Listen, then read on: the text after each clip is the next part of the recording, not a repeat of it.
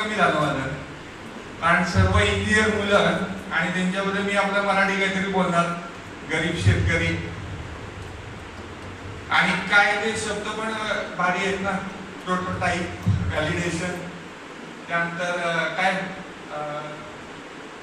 Value preposition fit, आणि मग त्याच्यामध्ये परत ते सगळं फिट करायचं आपल्या बिझनेसमध्ये.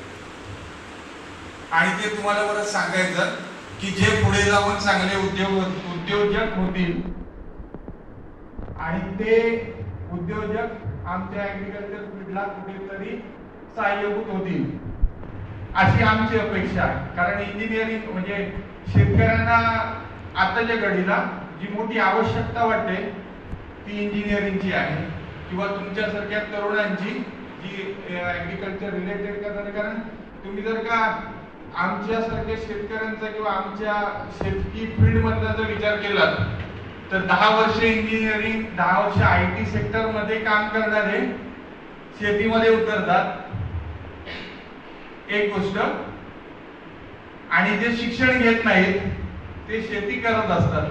मग अडचण काय होते की जे इंजिनियर आणि IT मधून रिटर्न येऊन शेती जे करतात त्यांच्याकडे आमचे शेतकरी अनुभवी म्हणून कामाला जातात.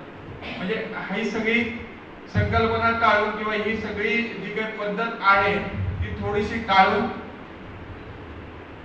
आपण काहीतरी वेगळं करावं. आपण 4 वर्ष डिग्रीचा कोर्स केलेला आहे आणि ते डिग्रीचा कुठेतरी चांगल्या पद्धतीनं आपल्या ह्याच्यामध्ये उपयोग व्हावा, यासाठी आम्ही ऍग्रिकल्चरला गेलो. सर्वप्रथम ही कन्सेप्ट अगोदर सांगितली म्हणजे थोडंसं कसं स्टॅबिलाइज व्हायला होतं ना, म्हणजे इथं सेट झालं होतं बुवा. आजच्या कार्यक्रमासाठी उपस्थित सर्व या कॉलेजचे मान्यवर प्रोफेसर, बरेचसे आमचे ओळखीचे मंडळी आहेत,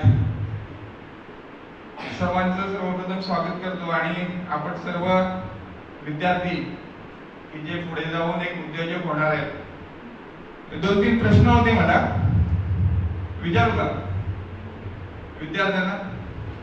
नक्की. बरं, तुम्ही कॉलेज का करता? आधी करता ना रेग्युलर का पार्ट टाइम आहे? करता का? तुमच्यासारख्या इंजिनिअरिंग कडनं अशी अपेक्षा नाही वन वे सगळं व्हावं.